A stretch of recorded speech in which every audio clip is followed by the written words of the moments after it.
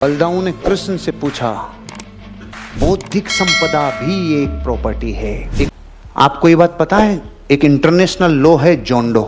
जोंडो में आप अपनी तस्वीर, अपनी आवाज, अपनी वीडियो, ऑडियो, ये सब का कॉपीराइट ले सकते हो। अमिताभ बच्चन ने अप्लाई किया, उनको मिल गया। बहुत लोग अप्लाई करते हैं, प्रूव करना पड़ता है कि आप इस लायक भी हैं कि नहीं है कि कोई नकल करे। अब वो प्रोसेस मेरा शुरू होगा, देखते हैं फेल होते हैं कि पास होते हैं, लेकिन ये करना है। ये क्यों बताया आपको? जैसे जमीन एक प्रॉपर्टी है, गोल्ड एक प्रॉपर्टी है, सिल्वर एक प्रॉपर्टी है, ऐसे ही बौद्धिक संपदा भी एक प्रॉपर्टी है, इंटेलेक्चुअल प्रॉपर्टी। आपको वीडियो रिकॉर्ड क्यों नहीं करने देता? इंटेलेक्चुअल प्रॉपर्टी है, आपने प्राइस पे किया है तब मिली है। इसमें कैद कर लोगे तो किसी को फ्री में ही मिल जाएगी, और फ्री में ज्ञान नुकसान करता है। फ्री का ज्ञान धरती पे कभी काम नहीं आता।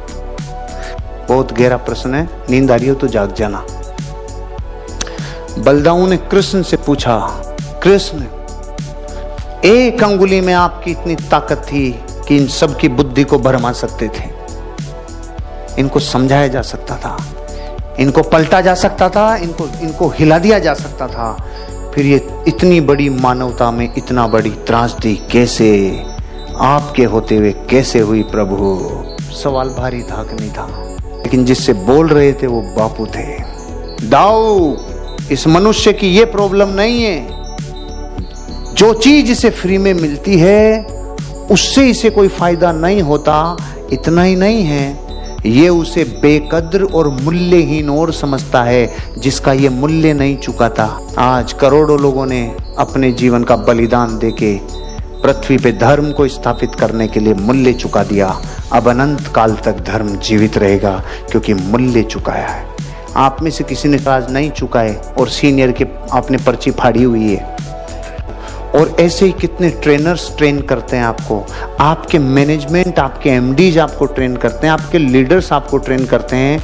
मतलब जिसको 1 साल 2 साल 5 साल हो गई, उसके पास बौद्धिक संपदा का ढेर है, और आज आप इसे हल्के में ले रहे हो कि बौद्धिक भी कोई संपदा होती है क्या? हल्के में ले रहे हो, इसका कैसे पता मुझे? आप में से 50% लोग लिख नहीं रहे हैं। इससे पूरी साबित होती है कि भाई लिख के क्या करेंगे, मजा आ रहा है ना, आनंद आ रहा है ना, गुड, आपकी सोच आपकी जगह। लेकिन ये बौद्धिक संपदा है, ये कन्वर्ट होगी रेवेन्यू में। आप कह रहे हो प्लॉट कैसे बेचूं? आपको जाने अनजाने में पता ही नहीं कि आप कर क्या रहे हो। पूरी दुनिया में मैकडोनाल्ड का बिजनेस क्या है ये पूछा जाता है तो लोग कहते हैं बर्गर बनाने का, जबकि उसने दुनिया के सबसे बड़े शहरों के, सबसे बड़े चौराहों के, सबसे मेन कॉर्नर्स को उसने खरीद रखा है। रियल एस्टेट का धंधा है।